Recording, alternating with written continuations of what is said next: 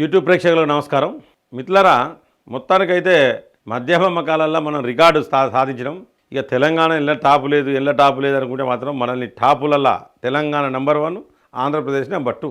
ఇదంతా కూడా కేసీఆర్ పుణ్యమాను, అలాగే జగన్ పుణ్యమాను, ఇప్పుడు రేవంత్ రెడ్డి పుణ్యమాను. ఎందుకంటే చంద్రబాబు గవర్నమెంట్ మొన్నే వచ్చింది కాబట్టి ఇప్పుడు రేవంత్ రెడ్డి పుణ్యమాన మనకైతే ఫస్ట్ ర్యాంక్ వచ్చింది, అలా వాళ్ళకి సెకండ్ ర్యాంక్ వచ్చింది. మరి ఏ విధంగా ఉన్నాయనేది ఒక్కసారి అవి వివరాలు చూద్దాం మిత్రులారా. సో ముఖ్యంగా ఏంటంటే national institute of public finance policy అని ఒకటి ఉంటుంది.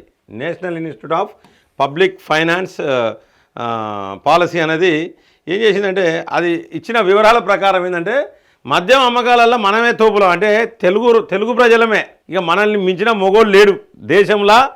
మందు తాగితే మనల్ని మించిన మొగోళ్ళు లేడు అనేది దీని అర్థం.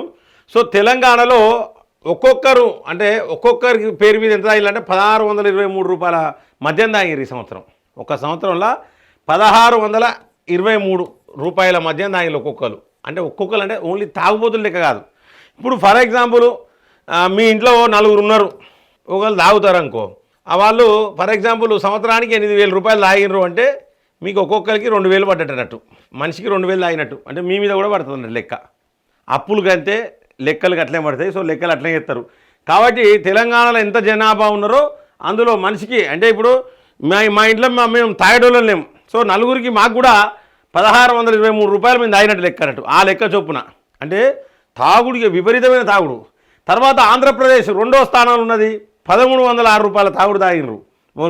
పంజాబు 1245 రూపాయలు తాగుడు తాగినరు. ఛత్తీస్గఢ్ 1227. అయితే ఇక పశ్చిమ బెంగాల్, ఉత్తరప్రదేశ్, రాజస్థాన్, త్రిపుర, మధ్యప్రదేశ్ ఇవి కొంచెం తక్కువనే అన్నట్టు తాగుడు. అంటే ఈ తాగుడు పాడగానే ఈ తాగుడు చేయటం ఏంటంటే యాక్సిడెంట్లు బాగా అవుతాయి. ఇక కరోనా టైంలో మందు లేకపోతే చెప్పుకుంటూ చేయబోతుంది, కానీ ఒక్కొక్కరు ఇట్లా వణుకుతానే, నాకు చేతులు వణుకుతానే, నేను హాస్పిటల్లో అటువంటి పరిస్థితికి వచ్చారు మిత్రులారా. కరోనా టైంలో మన కేసులు కూడా చాలా తక్కువైనాయి. కారణం ఏంటంటే, కేసులు ఎందుకు తక్కువైనాయి అంటే మద్యం అమ్మకాలు లేవు కాబట్టి కేసులు తక్కువైనాయి. ఎప్పుడైతే మద్యం స్టార్ట్ చేసేలో గుండాలు పెట్టుకొని స్వాతంత్ర సమర యోధులు లెక్క నిలబడ్డారు ఒక్కొక్కరిగా మందు కోసం. ఇక్కడ నుంచి మొదలు పెడితే ఒక 10 కిలోమీటర్ల లైన్ ఉండేది హైదరాబాద్లో. వరంగల్ అనేది ఒక 4-5 కిలోమీటర్లు, దానికి పోలీసు వాళ్ళు కాపలా, వీళ్ళు స్వాతంత్ర సమర యోధులు అయినట్టు. కారణం ఏంటంటే ఈ మద్యం, అంటే ఈ అమ్మకాలు లేకపోతే రాష్ట్రాలు నడిచే పరిస్థితి లేదు. నేనేం చెప్తానంటే, రేవంత్ రెడ్డికి ఈ అప్పులు పోవాలంటే, మన కేసీఆర్ చేసిన అప్పులు నువ్వు కూడా 46,000 కోట్లు చేసినావు, సంవత్సరం దగ్గర పడ్డది. 46,000 కోట్ల అప్పులు నువ్వు చేసినావు, వాడో 7 లక్షల కోట్లు చేసిండు. ఈ అప్పులు పోవాలంటే 24 గంటల మద్యం పెట్టండి. మీరు 24 గంటల మద్యం పెడితే మంచిగా ఉంటుంది. లేకపోతే ఒక పని చేయండి, ఇక ఒక్క దసరాకే 1000 కోట్ల తాగుడు తాగినారు ఒక్కొక్కడు. అంటే ఓ 10 దసరా పండుగలు పెట్టాలి. మీరు అనౌన్స్ చేయరు తెలంగాణలో ప్రతి నెల ఒక దసరా పండుగ పెట్టారు. ఓ 3 రోజులు హాలిడే చేయరు, తాగి పండి బోలుతారు, మన అప్పులన్నీ పోతాయి, దరిద్రం పోతుంది ఇక. సో మిత్రులారా, మొత్తానికైతే అది తెలంగాణలో మొత్తం టోటల్గా ఇప్పుడున్న మద్యం దుకాణాలు ఏంటంటే, తెలంగాణలో 2,620 వైన్ షాపులు ఉన్నాయి. వైన్ షాపులు, బార్లు పప్పులు కలిపి 1000కి పైగా ఉన్నాయన్నట్టు తెలంగాణలో. ఇది తెలంగాణ లెక్క. దసరాకు 1000 కోట్ల మద్యం తాగినట్టు ఒక్క దసరా పండుగకే. నేను అందుకే ఏం చెప్తానంటే, ఈ 1000 కోట్ల మద్యం అంటే మనం ఏం చేయాలంటే, నెలకొక దసరా పండుగ అయితే 12,000 కోట్లు వస్తాయి. ఇక మనకు సమస్య ఉండదు. మొత్తం 11 లక్షల కేసుల మద్యం, అంటే ఈ యొక్క విస్కీ కానీ బ్రాండీ కానీ తాగింది 11 లక్షల కేసులు, బాటిల్ కాదు, 11 లక్షల కేసుల మద్యం తాగినారు ఈ దసరా పండుగ పూట. 18 లక్షల కేసుల బీర్లు తాగినారు. ఈ బీర్లు తాగడంలో కూడా మన తెలంగాణ టాపులు ఉన్నది. అది కూడా చెప్తారా నేను. మొత్తం సౌత్ ఇండియాలోనే బీర్లు ఎక్కువ అమ్మే రాష్ట్రం, ఎక్కువ దాయేటోళ్ళు ఎవరంటే తెలంగాణలోనే కలబడ్డారు. అవి మన తెలంగాణ ఇది పునర్నిర్మాణం అంటే ఇదే. ఇక బంగారు తెలంగాణ అన్నా పునర్నిర్మాణం అన్నా కూడా ఇదే. ఏప్రిల్ నుంచి అక్టోబర్ వరకు 302.84 లక్షల మంది బీర్లు తాగిళ్ళు.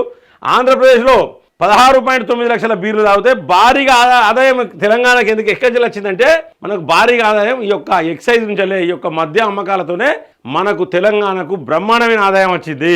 కాబట్టి ఏంటంటే ఈ బ్రాండ్ షాపులు బంద్ చేయరు, ఈ మద్యం బంద్ చేయరు. ఎంతమంది పుత్తెలు తెగినా, కాళ్ళ మట్టెలు తెగినా కూడా ఈ దుకాణం అయితే బంద్ పెట్టే పరిస్థితి లేదు గవర్నమెంట్. ఈ ఒక్కటి తాగేటోళ్ళు లేకపోతే, మద్యం అమ్మకపోతే ఇవాళ రాష్ట్రం నడవదు, అది నో డౌట్. ఇక చూడండి, ఇక ఆదాయం చూడండి ఎట్లున్నది. ఈ ఆదాయాలు కూడా మీరు చూడాలి. ఎందుకంటే ఇది కాకాయం. కేసీఆర్ హయాంలో ఫస్ట్ రాగానే 10,000 కోట్లు, తర్వాత నెక్స్ట్ ఇయర్ అంటే 2015, 2016లో ఇది 10,000 కోట్లు దాటింది. ఇక దినదినం ఎట్లా అభివృద్ధి చెందున్నాడు తెలంగాణ. ఇట్లా పోయింది.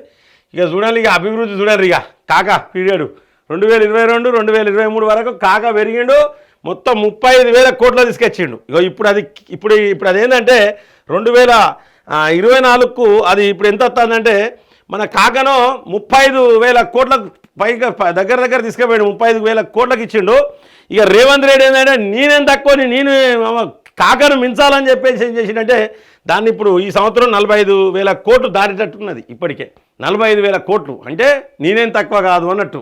సో 2021 22లో చూడండి ఎంత పెరిగిందో. కరోనా వచ్చి బ్రాండ్ షాపులు బంద్ పెట్టినా మనోళ్ళు కవర్ చేసిర్రు. ఎట్లా అంటే ఇది జస్ట్ లైక్ T20 లెక్క అన్నట్టు. 2020 మ్యాచ్లలో కదా ఫస్ట్ 10 ఓవర్లలో తక్కువ వచ్చినాయి అనుకో, 19 ఓవర్లలో తక్కువ, లాస్ట్ ఓవర్లో దంచుతారు ఇలా 6లుగా.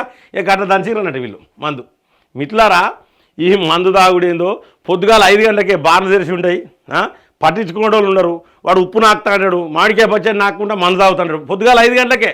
వీళ్ళకు సెక్యూరిటీగా కరోనా టైంలో వీళ్ళకి సెక్యూరిటీ. వీళ్ళు మా బ్రాండ్ షాపుల కాడ మొత్తం బార్లు తీరిన చేయను. ఏం చేసేది చెప్పండి, ఇంకా ఆడవాళ్ళని నిలబెట్టేది, ఆడవాళ్ళకు స్పెషల్ లైన్ పెట్టిర్రు. ఈ అంత పరువుదక్క పనిచేస్తాను మిత్రులారా. కాబట్టి నా దృష్టిలో అయితే ఈ బ్రాండ్ షాపులు బంద్ ఉండాలి, ఈ బార్ అండ్ రెస్టారెంట్లు బంద్ పెడితే క్రైమ్ రేట్ తగ్గుతుంది అనేది నా ఆలోచన. కేవలం మన రాష్ట్రం ఇప్పుడు నడవాలంటే లిక్కర్ మీదనే డిపెండ్ అయి ఉన్నది. కాబట్టి ఎంతమంది చచ్చిపోయినా, ఎన్ని యాక్సిడెంట్లు అయినా, అంటే ఎక్కువ ప్రమాదాలు జరిగినాయి కూడా మందు తాగుతూనే ఎక్కువ ప్రమాదాలు జరుగుతున్నాయి.